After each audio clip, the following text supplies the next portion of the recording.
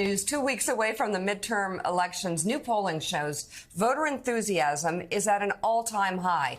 In the latest NBC News survey, 70% of voters say they are very interested in casting their ballots next month. That is the highest that number has ever been for a midterm election poll at this point.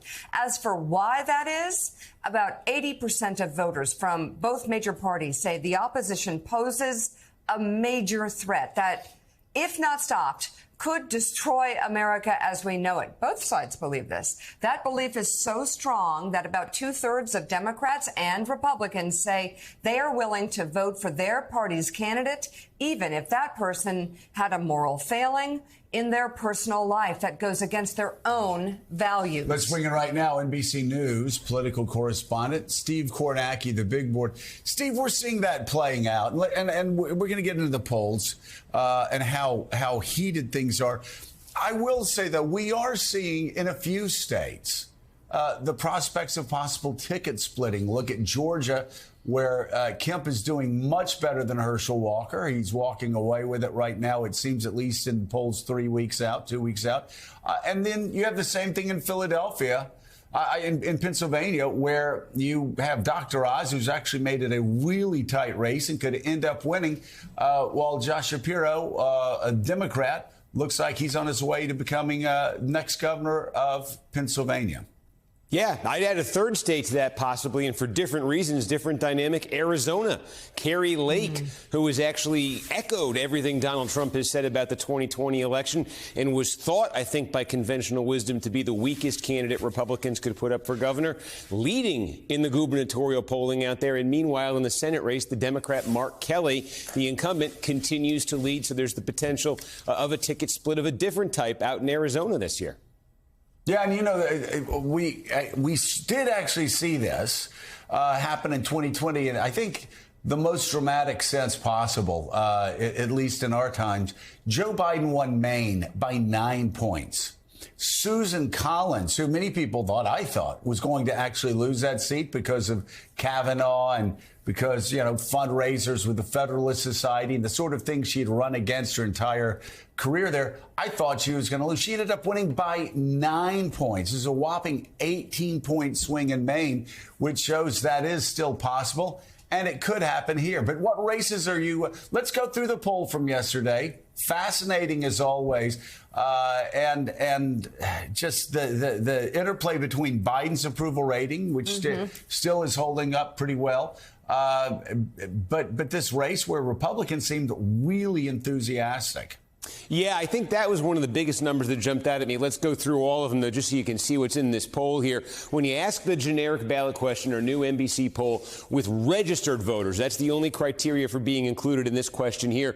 Democrats actually have a lead of 1 point. And we've had, all year the NBC poll has been measuring registered voters and hasn't shown a lot of big swings from poll to poll. So again, Democrats up a point with registered voters. I think somewhat significantly, for the first time, we applied a likely voter screen to this as well, trying to figure out, based on people saying what their enthusiasm level is, based on how much they've participated in past midterm elections, that sort of thing, who the likely voters are. And there it flips. Republicans take a 1 point lead on the likely voter model over Democrats. In terms of the top issue here, there's sort of a combination. If you combine jobs and the cost of living or inflation, we ask them separately, but just for simplicity's sake, we combine them here. Again, a little bit more than a third of voters citing economy or inflation as their top issue. Republicans among this group of voters with an overwhelming lead. Republicans also with an overwhelming advantage on the issue of crime, a far smaller number of folks saying that. Democrats putting up their biggest numbers, those who cite threats to democracy as their top motivating issue, those who cite abortion as their top motivating issue. That's where Democrats have their key strength in this poll. You mentioned it too, Biden's approval rating is 45%. On the economy, though, it's a little bit lower, and I think more significantly on the economy, fully 50% of the electorate as they expect the economy to get worse over the next 12 months. So there is this sort of cloud of economic pessimism that's hanging over the electorate here. And then you're getting to this question here of interest that you talked about. Overall, 70% of voters rating themselves with the highest level of interest in these midterm elections, highest we've ever measured that number at this point. But here's what's what's changed in this poll from our last one. The gap between the Republicans and the Democrats, 78% of Republicans put themselves in that highest category, only 69% of Democrats. Just go back in time to our last couple polls here, and you can see that gap between Republicans and Democrats was a lot narrower. This was the story of the summer. This was the story following the Supreme Court decision on Roe to overturn Roe. You saw Democrats pretty much erase the enthusiasm gap Republicans had.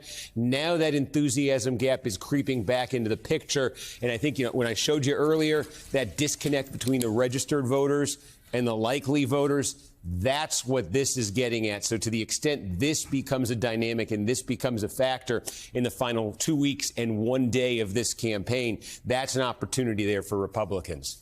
So, Robert Gibbs, I know a lot of Democratic candidates have to be really frustrated. You look at those numbers and you see who's motivated, who's not motivated, and you can almost hear the Democratic candidates going, wait a second, I'm running against an election denier who wants to take away a constitutional right that's been guaranteed to women for 50 years, who says that really January 6th, where there were riots and an attempt to overthrow a peaceful election and to stop the peaceful transition between presidents for the first time since the Civil War. Democrats don't feel motivated to go out and vote for that. Explain, if you can, your takeaway from that line of the poll, but also the poll overall, what you're looking at. Yeah, well, I think if you look at those numbers, you see Democrats continue to maintain that as Republicans grow their enthusiasm. I think that's highlighted a lot by what you're seeing on the economy, what you're seeing in ads all around the country on crime and immigration.